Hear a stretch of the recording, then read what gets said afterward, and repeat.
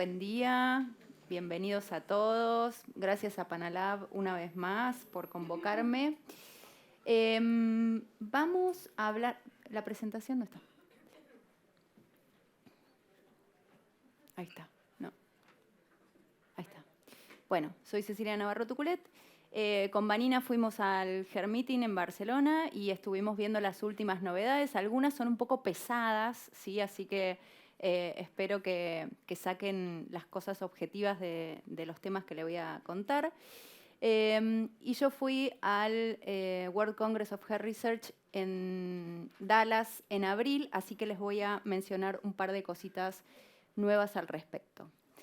Bueno, vamos a empezar hablando de líquen plano pilar y alopecia frontal fibrosante. Sabemos que no se conoce bien qué desencadena estas patologías y se está haciendo muchísimo hincapié y se está estudiando mucho en cuáles podrían ser las causas de la fisiopatogenia, ¿sí? La que escribió este artículo en 2022 fue Marianne Sena, para mí es una de las tricólogas que más admiro, donde empezaron a plantear cuáles podrían ser las causas comunes que generan el desarrollo de alopecia frontal fibrosante y líquen plano pilar, porque como sabemos, histológicamente son similares. En algún momento esa base, por alguna razón en particular, bifurca la clínica y nos da fenotipos distintos, ¿sí? Si nosotros hacemos una biopsia de una alopecia frontal fibrosante, vamos a tener las mismas características histológicas que en el líquen plano pilar. Entonces, se plantearon todas estas posibles razones como que las compartían ambas enfermedades y después hicieron hipótesis de otros factores desencadenantes para cada una de las patologías. Sabemos, y acá, ¿por qué traigo este artículo? Porque después en Dallas se evolucionó con estas hipótesis. Dentro de los factores que predispondrían a la alopecia frontal fibrosante tenemos la epigenética, las antecedentes, o sea, la base hormonal y factores ambientales, ¿sí? Pasamos entonces ahora a lo que se publicó recientemente este año sobre posibles causantes medioambientales de alopecia frontal fibrosante. Se venía haciendo muchísimo hincapié en todo lo que eran sustancias que generaban una respuesta alérgica. Hay estudios donde se hicieron patch test a los pacientes con alopecia frontal fibrosante donde eran ampliamente positivos y en particular se encontró esta fragancia que se llama linalol. El linalol está presente en muchísimos cosméticos, en muchísimos productos Livon y es muy frecuente. Y para seguir avanzando, este artículo que fue publicado en junio de este año muestra que esta gente, Marianne Sena y su equipo, pusieron piel en cultivo de donantes sanos, lo expusieron al linalol y esto alteró el privilegio inmunológico del folículo piloso. Y la piel donde no estaba lesionada, biopsias de piel donde no estaba lesionada, se lo expuso también y generaron también alteración del privilegio inmunológico del folículo. Entonces, se concluye por este estudio ex vivo con bastantes muestras que esta fragancia podría generar lo que ellos llaman la transición epitelio-mesenquimatosa patológica, que quiere decir que la célula epitelial muta y empieza a producir fibrosis. Esto es lo que se ve sumamente alterado a nivel del bulge en particularmente la alopecia frontal fibrosante. Entonces ya estaría como definido que esta sustancia, fragancia que se usa en muchos cosméticos y protectores solares, llamada linalol, tendría en pacientes genéticamente predispuestos por estímulo de un receptor central olfativo, genera estos cambios a nivel del folículo piloso. Bien, voy a presentar directamente parte del PowerPoint que presentó el doctor Sergio Baño Galván, porque él lo compartió, así que podemos hacer uso de él. Habló de novedades en alopecias cicatrizales, vamos a hablar de las últimas novedades en alopecia frontal fibrosante. Este estudio, que fue en febrero de 2024, se concluyó que todos los pacientes con alopecia frontal fibrosante que estaban utilizando dutasteride presentaron una estabilización de su patología. El 63% de los pacientes estabilizó su enfermedad con el uso de dutasteride oral. Después, en el año agosto 2024 se publicó este artículo también en el cual dice que el dutasteride va a ser una droga de primera línea para el tratamiento de alopecia frontal fibrosante. ¿Por qué? Por 3 mecanismos que ahora les voy a comentar. Este es el esquema general por el cual se dice que el dutasteride va a actuar con estos 3 efectos. El efecto inmunomodulador, ¿por qué se genera? El dutasteride tendría una respuesta antiinflamatoria por inhibición de interleuquina beta, interleuquina 6, por inhibición de NF1 beta, por disminución de la producción de radicales libres a nivel mitocondrial y por la reclusión de los macrófagos proinflamatorios. O sea, se demostró que tendría todos estos efectos. Esto le da un efecto inmunomodulador al dutasteride. Luego, un efecto antifibrótico, ¿cómo se logra? Sabemos que el PPAR-gamma está deficiente, su actividad está deficiente y que el PPAR-gamma lo que hace es tener un efecto antifibrótico. Como el PPAR-gamma está deficiente, lo que hace es que la fibrosis se genere más rápido. Entonces, lo que postulan es que al actuar el inhibidor de la acil-CoA reductasa aumentaría el DEA, y este DEA es un cofactor sinérgico de la actividad de PPAR-gamma. Por ende, el aumento de DEA mejoraría el efecto antifibrótico de PPAR-gamma. Luego, por último, dicen que reduce el metabolismo xenobiótico. ¿Cómo hace esto? Sabemos que en los pacientes con alopecia frontal fibrosante está alterado este gen, que es CYP1B1. Este gen codifica para un citocromo PREC450 que está relacionado con el metabolismo de estrógenos y xenobióticos, y con la acción del dutasteride aumentaría el estradiol, lo que haría una inhibición por competencia de los metabolismos xenobióticos. Es bastante complejo, pero toda la acción estabilizadora del dutasteride no sería por su actividad antiandrógeno. Digamos, hay un montón de cosas más que está comprobado que está haciendo el dutasteride. Bien, también en este estudio de abril 2024 publicaron que en la época de la pandemia, pacientes que tuvieron que dejar de tomar dutasteride porque no lo conseguían o porque dejaron por la reclusión en sus hogares, tuvieron un empeoramiento bastante importante a los 3 meses de haber dejado el dutasteride. Bien, septiembre 2024, uso del naltrexona. Acá la doctora Marina Bed ya se lo indicó a un paciente, la naltrexona. La naltrexona es una droga que vendría a mejorar el prurito y el disconfort en pacientes con líquen plano pilar y alopecia frontal fibrosante muy sintomática. Los estudios dicen que tiene muy buenos resultados. Yo particularmente todavía no lo he indicado. Después, otro artículo de julio 2024 publican qué situaciones exacerbaron los síntomas de cuero cabelludo, de líquen plano pilar y alopecia frontal fibrosante. Ambas, la actividad física por aumento de la sudoración, sobre todo en AFF, empeoró los síntomas del cuero cabelludo. ¿Sí? Así que es normal que cuando el paciente les diga no, porque cuando transpiro me pongo peor, y eso es realmente así. Bueno, novedades en líquen plano pilar. Se hizo un estudio en septiembre 2024 donde se fijaron cuáles eran las patologías concomitantes al líquen plano y a FFA. En ambas se encontró tiroiditis de Hashimoto, hipotiroidismo, diabetes y más frecuentemente en alopecia frontal fibrosante, dislipemia. Esto es un dato de color. Esto es muy interesante.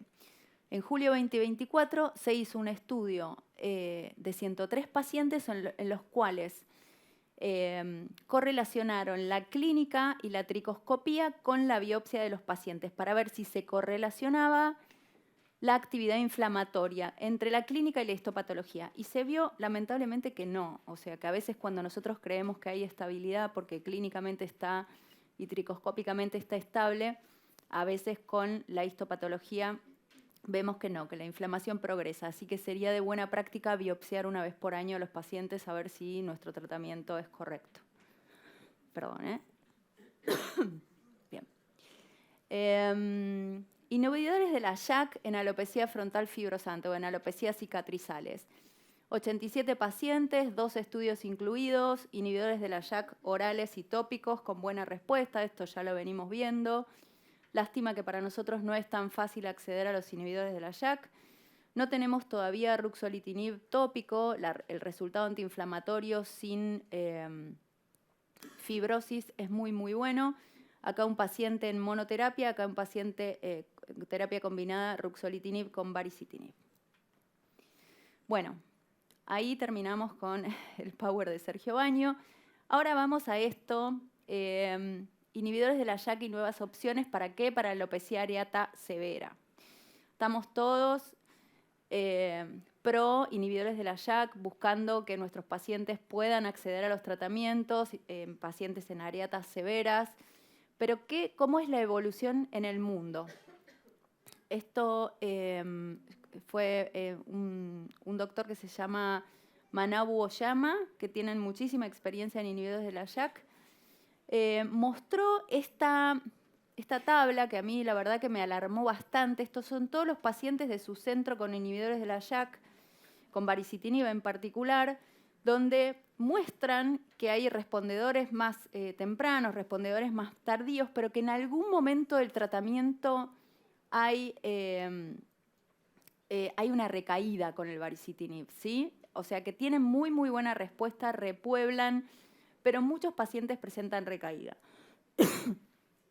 Entonces, como opción, a esos pacientes que tuvieron recaída le dieron retelcitinib con muy buena respuesta y aún así pacientes con retelcitinib también recayeron, ¿sí? Entonces, tenemos que pensar que los inhibidores de la JAK son muy efectivos, pero que se están, con el uso más masivo en otros países, no en el nuestro, se están viendo recaídas también. Entonces, la segunda línea sería ritlecitinib. La tercera línea está apareciendo el upadacitinib. Y también se está el upadacitinib acá, que tiene también buena respuesta, y creo que está en fase 3 para areata.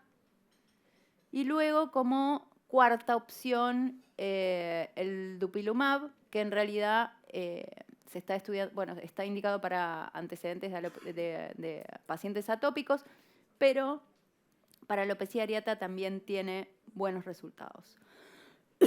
Bueno, conclusiones, como les decía, los inhibidores de la JAK ofrecen opciones terapéuticas novedosas basadas en la evidencia para pacientes con alopecia areata grave. Sin embargo, su eficacia es limitada en algunos casos, lo que sugiere la necesidad de optimizar más su uso y descubrir nuevos fármacos. Así que, bueno, estas son las novedades con inhibidores de la JAK. Otros efectos adversos publicados o reportados con minoxidil. Creo que todos usamos minoxidil oral. Y entre nosotros, generalmente los que hacemos más pelo, a veces hablamos, che, tengo pacientes que les dio esto, tengo pacientes que le dio el otro, que son efectos adversos que no estaban descriptos, ¿sí? No, bueno, este tuvo más edema palpebral, o es como que empezamos a charlar que tenemos concomitancia en alguno de los efectos adversos que no están descriptos. Bueno, en este último congreso se describieron estos extra. Irritación y picazón del cuero cabelludo, disfunción eréctil, pérdida del deseo sexual, ginecomastia. Ah, pero bueno, esto no era que lo daban los antiandrógenos. ¿Cómo es que lo da el minoxidil también? Hay que tenerlo en cuenta. Si bien el efecto antiandrógeno que tiene el minoxidil es leve, tenemos que tener en cuenta que en pacientes que están tomando minoxidil esto puede suceder. Yo antes les decía, no, imposible. Ahora me lo cuestiono un poquito más. Acné, cefalea, dolor de pecho, hinchazón de manos y pies, mareo, visión borrosa, latidos cardíacos lentos o rápidos. Esto, bueno, ya lo teníamos dentro de nuestra cartera de efectos adversos. Acá está el gráfico donde dice todos los efectos que tiene el minoxidil.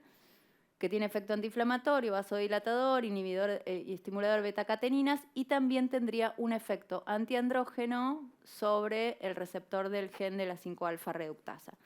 Así que a tenerlo en cuenta, ¿sí? Como posible generador de estos efectos adversos que no teníamos dentro de la lista. Bueno, abril 2024 sale este estudio que hablaron en el Congreso, diciendo que el minoxidil oral 5 miligramos no había sido superior al minoxidil tópico 2 veces por día. La realidad es que es muy difícil la adherencia del paciente al tratamiento tópico. Yo creo que los resultados que tenemos con minoxidil oral son maravillosos y tenemos pacientes que usan sinérgicamente minoxidil oral y minoxidil tópico. Pero bueno, supuestamente en aquellos pacientes que no quieren tomar, el minoxidil bien puesto, correctamente, de buena calidad, mejoraría, daría muy buenos resultados. Consideraciones sobre la AFF, esto fue en una charla de Jerry Shapiro. AFF nombres. Estudio observacional multicéntrico retrospectivo, 39 pacientes. No sé si a ustedes les pasa, pero cada vez más hombres con alopecia frontal fibrosante. Lo interesante es que presenta más alopecia, bueno, en mi caso más alopecia de la barba veo que de las patillas, pero bueno, en este estudio habla más de patillas, alopecia de cejas también. En mi experiencia personal, no sé la de ustedes, pero la alopecia de la barba es mucho más marcada que patillas y cejas, ¿sí? No pierden la ceja como pierde la mujer. En este caso claramente sí, pero bueno, a veces los casos no son tan puros. En este estudio también informaban que el 56% de los pacientes aplicaba frecuentemente protectores solares y 3 pacientes tenían adenocarcinoma de próstata y habían recibido tratamiento. Bien. ¿Qué pasa con los protectores solares y los cosméticos, con la AFF? Hay cada vez más evidencia. No vamos a hablar de causalidad porque excepto lo del linanol, no tenemos mucha más información, pero sí los protectores solares predispondrían 2.21 veces más al desarrollo y los humectantes 2.09, ¿sí? Y esto que les comentaba de los patch test a fragancias, casi el 80% de los pacientes tienen patch test positivos, o sea, hay algo de reacción alérgica asociada en el efecto liquenoide sobre el folículo. Y otro detalle, el evitar usos de determinados cosméticos o protectores solares o determinadas fragancias disminuye los síntomas, ¿sí? Bien, otra vez acá, estudios con hombres y mujeres respaldan la conclusión que existe una asociación entre AFF y humectantes faciales y protectores solares. Se dice que avobenzona y oxibenzona fueron incluidos en el mercado en 1988 y las AFF se empezaron a notificar en 1994. Por lo tanto, dicen que deberíamos evitar estos dos principios activos de protectores solares y tirarnos más al óxido de zinc y dióxido de titanio. Bueno, otro artículo muy interesante, contraindicaciones de peeling químicos profundos en pacientes con alopecia frontal fibrosante generan una respuesta cicatrizal generalizada, facial. Publicaron este caso muy interesante. La verdad que cuando lo leí dije, tiene sentido. Así que bueno, evitemos realizar procedimientos demasiado invasivos, peeling profundos, CO2, el láser de CO2 muy abrasivos. Esta es la tablita que puso Saceda, que la verdad que el doctor Saceda, que estuvo muy linda, como para tener en cuenta. En AFF, control de la inflamación, ¿con qué lo hacemos? Pimecrolimus y tacrolimus. Esto se vio claramente que podría restaurar el privilegio inmunológico del folículo. O sea, es una droga que tenemos que insistir mucho para que el paciente la siga usando. Clobetasol, ojo, loción, nosotros lo damos bastante, 2 veces por semana si el paciente está activo, pero recordar que puede generar más fibrosis. Inhibidores de la JAK no los tenemos, lamentablemente. Triamcinolona infiltrar puntualmente, bien diluido, cuando hay mucha actividad o sintomatología. Y como medicación sistémica, la hidroxicloroquina, doxiciclina, inyecciones con corticoides y inhibidores de la YAC orales también lo podemos indicar. Para controlar la progresión, la medicación sistémica dutasteride es el elegido o finasteride de 5 miligramos. Otros consejos, esto está en estudio, ahora lo vamos a ver, evitar contraceptivos y dispositivos intrauterinos, asesoramiento cosmético, evitar disruptores endocrinos, esto es para todo.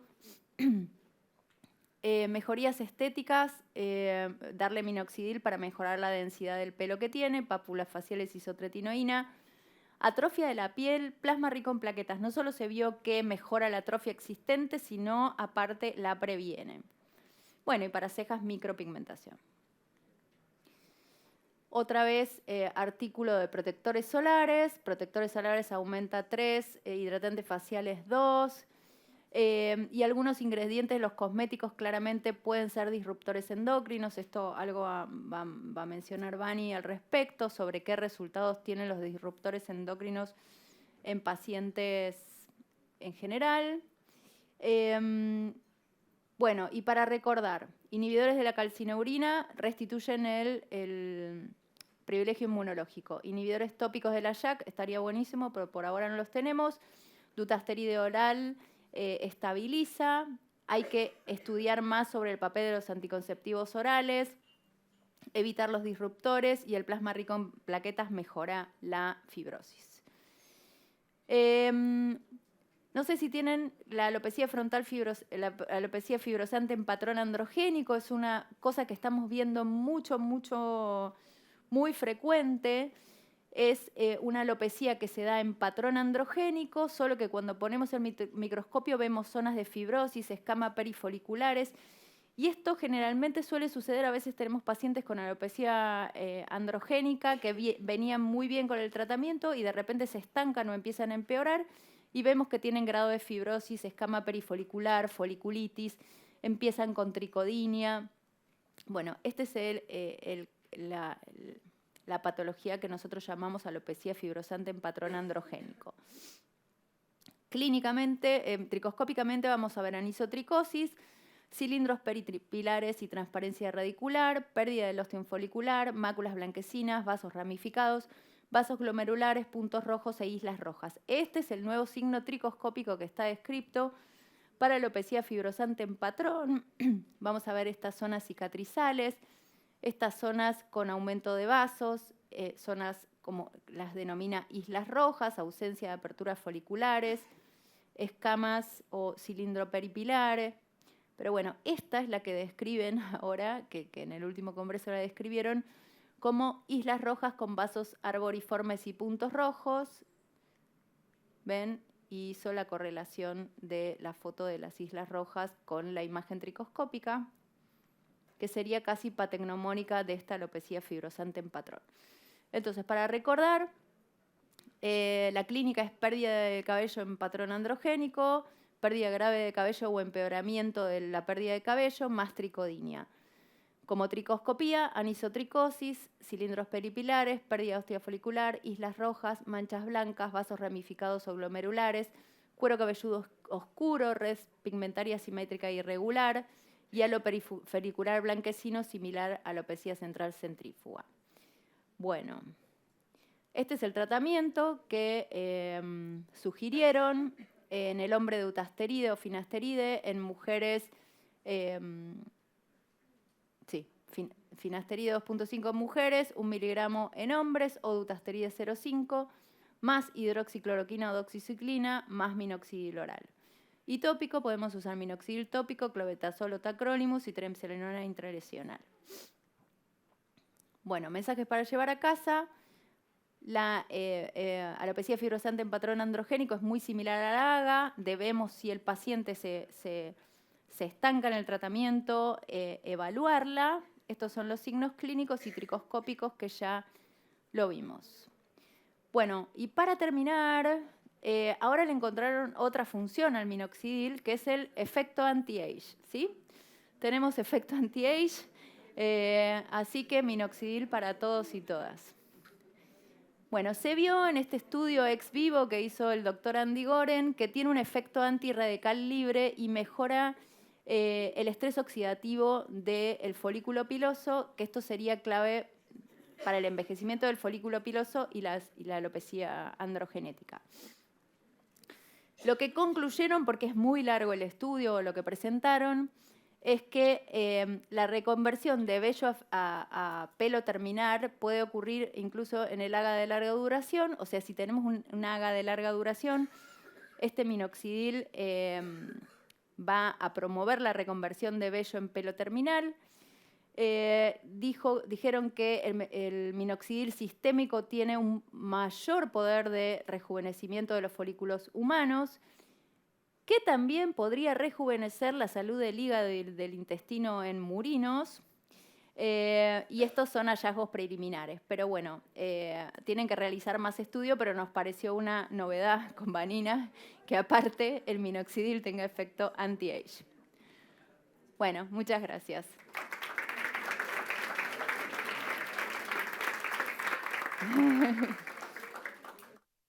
Después, ¿no? O ahora yo y... No, después. Hacemos todas juntas. Sí. Bueno, gracias, bienvenidos. Sí.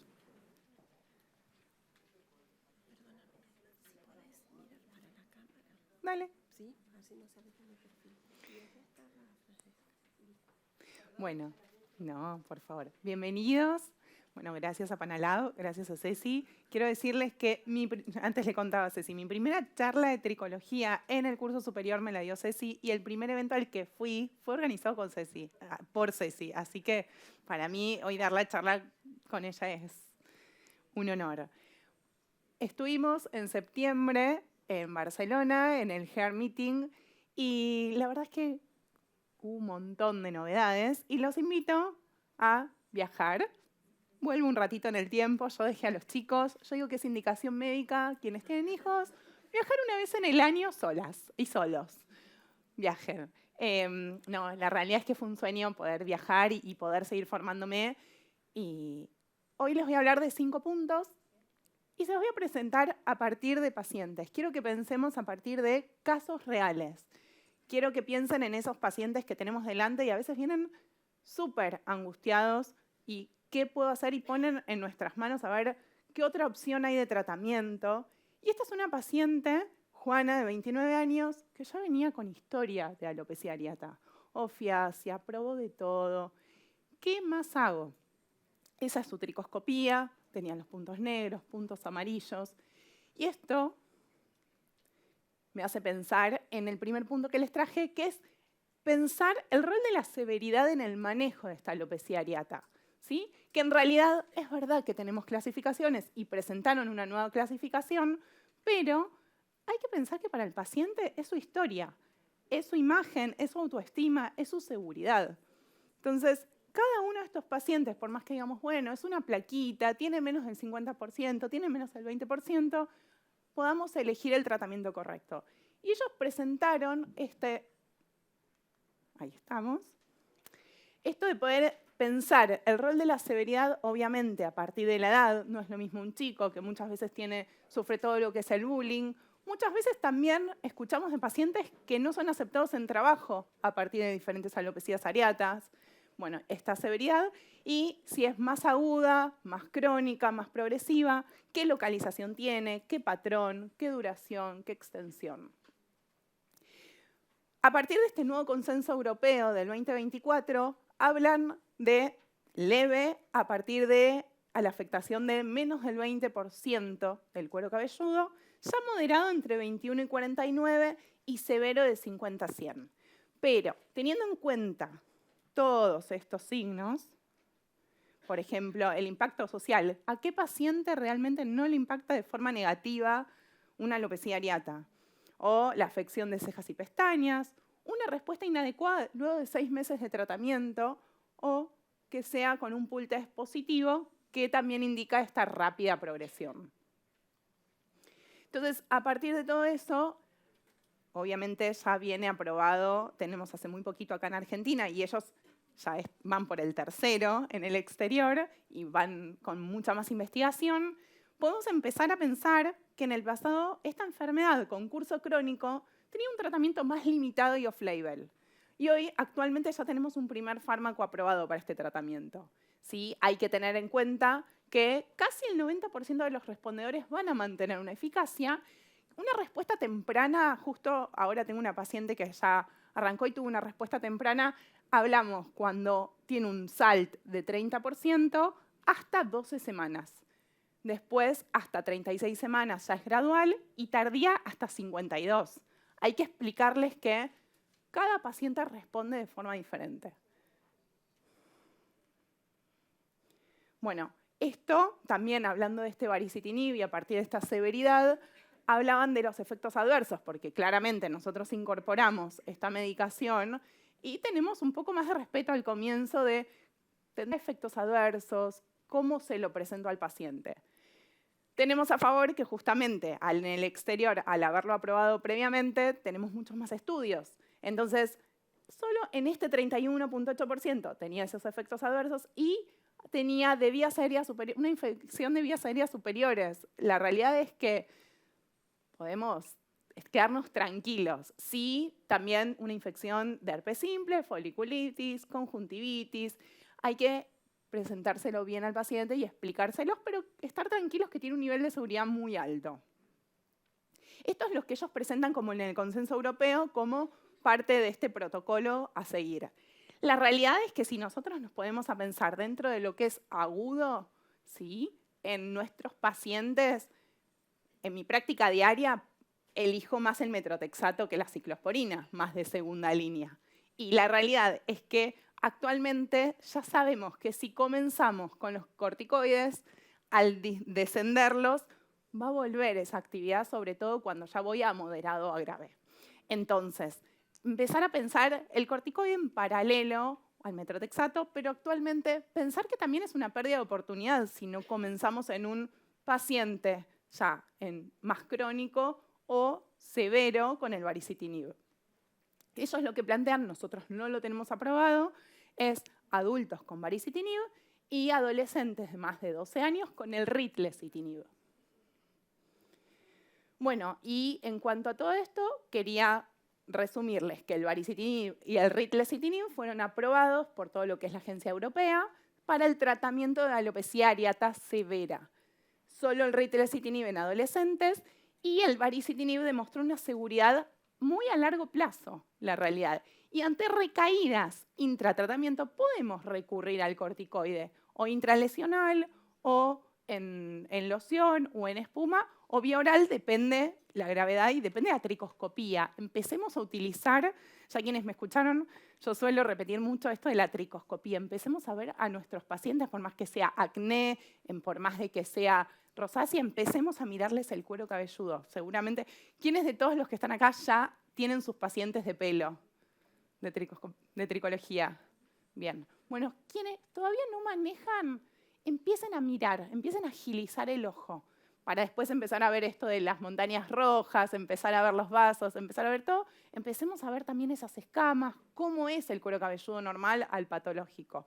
Y empezar a ver estos signos de mayor actividad, empiezo a ver puntos negros, bueno, capaz está en intratratamiento. No nos asustemos, sino tenemos que tranquilizarnos nosotros como para después darle esto al paciente. Bueno, es tan importante el acceso temprano que va a mejorar esa efectividad. Esto de que por un lado es verdad que es dentro de lo crónico, pero también es una oportunidad de poder comenzar de forma temprana. Y bueno, y los inhibidores JAK son una nueva opción terapéutica. En un segundo caso tenemos a Fabián, de 53 años. ¿Quién tuvo algún paciente así en su consultorio? Todos, ¿no? ¿Qué diagnóstico le pondrían a este paciente? No tengan vergüenza, estamos todos acá. ¿Qué diagnóstico tiene este paciente? Androgenética masculina, ¿sí? Entonces, a partir de esto, que Ceci lo nombró recién, y es algo que nos llamó mucho la atención, presentaron este trabajo, un estudio de 2 años, un ensayo clínico aleatorio, controlado, placebo doble ciego, de 90 hombres entre 18 y 55 años. Minoxidil bioral versus el tópico, 5%, 2 veces al día. ¿qué paciente nuestro realmente se pone el minoxidil tópico 2 veces al día? Y sabemos que se pone la cantidad que realmente tiene que usar. Ninguno. La realidad es que es dentro de lo que es un estudio. Entonces, pero es interesante evaluar cambios de densidad terminal, fotografía, todo esto lo evaluaron, y ellos llegaron a la conclusión que no fue superior. Pero en nuestra práctica diaria, nosotros tenemos que saber esto, que la clave es combinar tratamientos y la clave es la adherencia al tratamiento. Y ese paciente que tenemos enfrente, recién yo contaba un caso de un paciente que ayer viene, lo recibimos con la doctora, con Tania, y ahí le planteo todo el tratamiento vía oral. Yo soy muy bomba atómica. Yo trato de comenzar y plantearle que de acá a 6 meses va a tener determinada efectividad. Termino de explicarle todo y me dicen, bueno, pero hay un solo tema. Le digo, ¿alguna duda? Sí, una sola. No quiero tomar medicación. Respiramos, comenzamos. Bueno, está bien, no hay ningún problema. Hay alternativa, la curva va a ser de esta forma, las expectativas son de esta forma. Bueno, no, está bien, vuelvo al vía oral, me dice después que le presento la noción. Entonces, es muy importante, yo trato de escuchar, si sabemos que nos viene un paciente como más a favor de medicación vía oral, voy hacia la medicación oral, a veces lo tópico les resulta más engorroso, a veces son más veganos, vegetarianos, también escucho eso. Hay que empezar a escuchar al paciente y prestarle atención. Pero la clave es esta, es escucharlo y la combinación de tratamientos. Este tercer caso, Teresa, de 63 años, Ceci ya la nombró. ¿Quién de ustedes tiene una paciente con este diagnóstico? ¿Qué diagnóstico dirían que tiene? Una frontal fibrosante. Y algo que ya nombró Ceci, que es muy importante, porque es algo que muchos de nosotros cuando comenzamos, bueno, está bien, no hacemos peelings tan profundos, pero yo no me iría tanto al peeling profundo, son pieles más reactivas. Y ya estábamos hablando, ya Ceci estaba hablando de las reacciones a los diferentes componentes de diferentes cosméticos. Imagínense en peelings que también se absorben, en láser. Entonces, empezar a ver al paciente que también capaz que les viene más por el peeling, por lo estético, realmente no tiene una alopecia frontal, mirarle las cejas, mirarle la implantación, prestar atención con respecto a eso. Más allá, o sea, pensar al paciente como un todo en ese sentido. Bueno, ahí les dejé esto de las diferentes cicatrizaciones, las hipopigmentaciones. Cuarta paciente, esta fue una paciente de Vigear, era una paciente que los padres referían que a ella ya hacía años se le venía cayendo más el cabello. Se le caía el cabello, ellos se encontraban, estaban preocupados, daban vuelta, venía con un rodetito. Bastante abulia tenía la paciente. Claro, cuando yo lo que les digo a las pacientes, sobre todo pediátricos o más adolescentes, cuando vienen les digo, lo que dice la tricoscopía es el estudio, o sea, es el diagnóstico. Claro, cuando yo ya me veía venir que estábamos más frente. ¿Quién tiene una paciente o un paciente con este diagnóstico? Tenemos bastante. Bueno, esto es una tricotilomanía, ¿sí? Entonces, esta paciente, cuando le hago la tricoscopía, le digo, mira, ¿no te arrancás el pelo? Hay que ser como... Claro, al principio muchos lo niegan. Esta paciente se sonrió como diciendo, ¿me descubriste? La madre no lo podía aceptar. ¿Cómo puede ser? Le habían llegado a decir que era un diagnóstico autoinmune. Claro. Por eso es tan importante la tricoscopía, poder hacer esto acá. La tricotilomanía es un tirón compulsivo y repetitivo del cabello.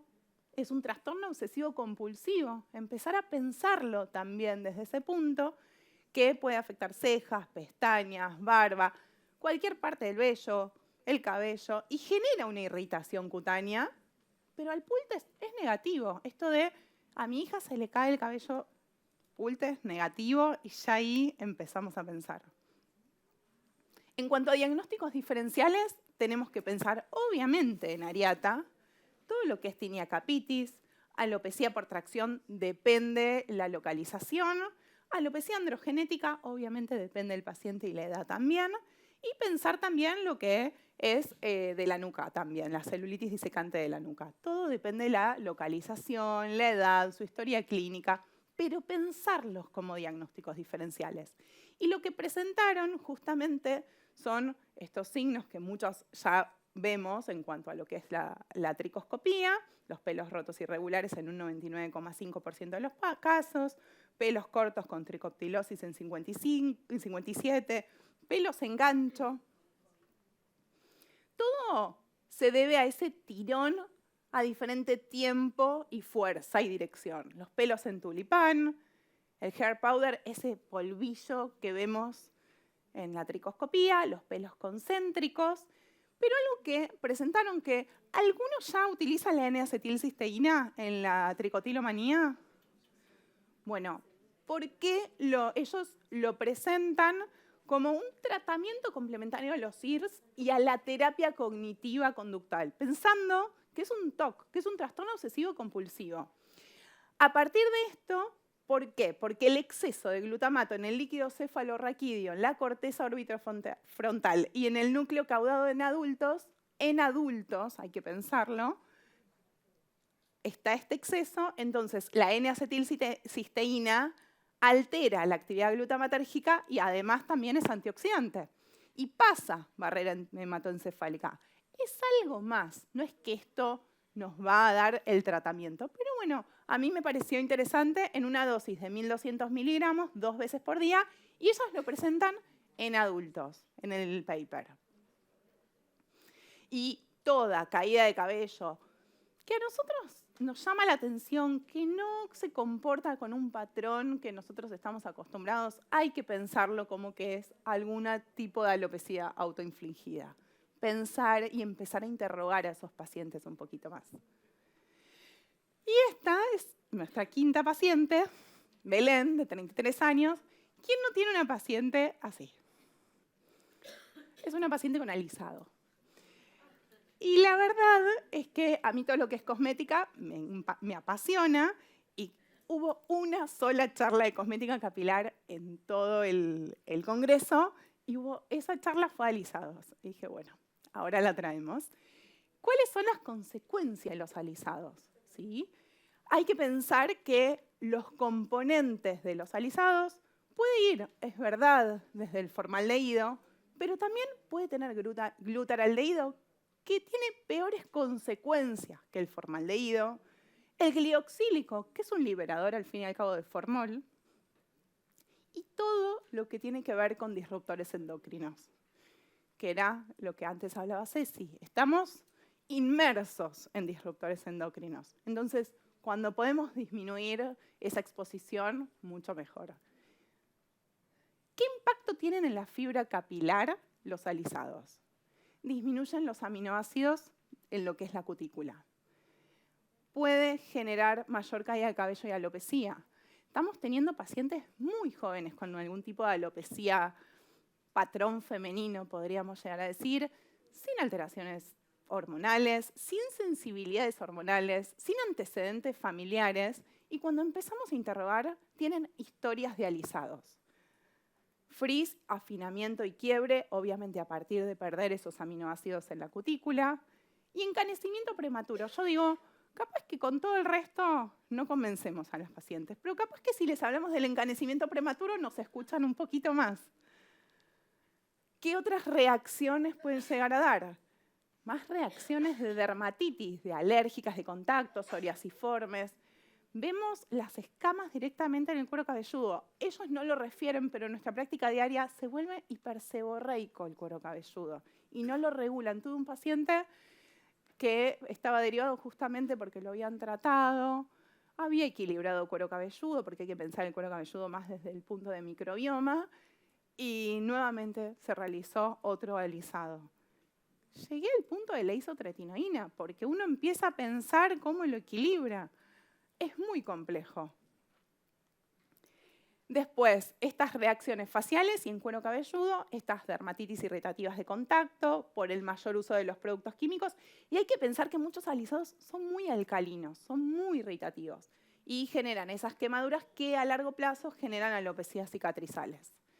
Diagnóstico diferencial con líquen, con androgenética femenina, con la frontal en patrón.